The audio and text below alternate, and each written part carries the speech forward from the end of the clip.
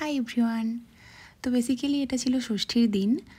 ষষ্ঠীর দিনে আমরা মেদিনীপুর গেছিলাম ঠাকুর দেখতে। আমাদের একটা ফ্রেন্ড গ্রুপ মেদিনীপুরে থাকে ওরা, আর বাকি আমরা যারা বাইরে থাকি।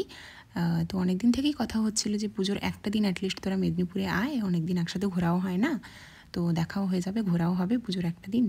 তো সেই হিসেবে বেশিরভাগ জনেরই ষষ্ঠীর দিন টাইম হচ্ছিল, মানে অনেকে ছুটি ম্যানেজ করতে পেরেছিল, তো সেই জন্য ষষ্ঠীর দিনটাই ফিক্সড হয়েছিল।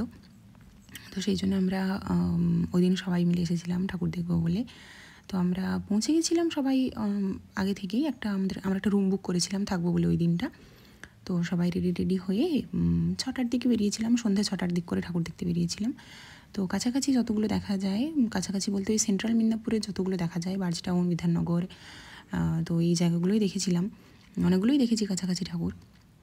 তো তার মধ্যে ওই ট্রেন্ডসের ওখানে যেই ঠাকুরটা হয় ওটার প্যান্ডেলটা সব থেকে ভালো লেগেছে বেশি।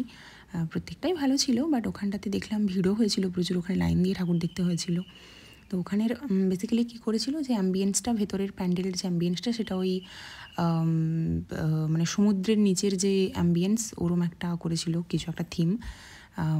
তো বাকি সব জায়গারই ভালো হয়েছিল। আর এই বিধাননগরেরটাতে আমরা সবার লাস্ট এসেছিলাম দেখতে। তো এখানটাতে যেহেতু অনেকটা জায়গা থাকে, এদের গ্রাউন্ডটা অনেক বড়, তো এখানটাতে আমরা বেশিক্ষণ ছিলাম আর লাস্টে এসেছিলাম এখানে। আর অনেক অনেক গল্প হয়েছে, অনেক মজা হয়েছে। বাট আমাদের অ্যাকচুয়ালি লাস্টে মানে যেখানে আমরা ছিলাম, যে রুমটাতে আমরা মেয়েরা একটা রুম নিয়েছিলাম, তো সেখানটাতে আমরা ভেবেছিলাম যে পুজোর সময় হয়তো অত করবে না, রাত করে ঢোকা যাবে, কিন্তু ওরা বলে দিয়েছিল যে 11টার মধ্যে ঢুকতে হবে।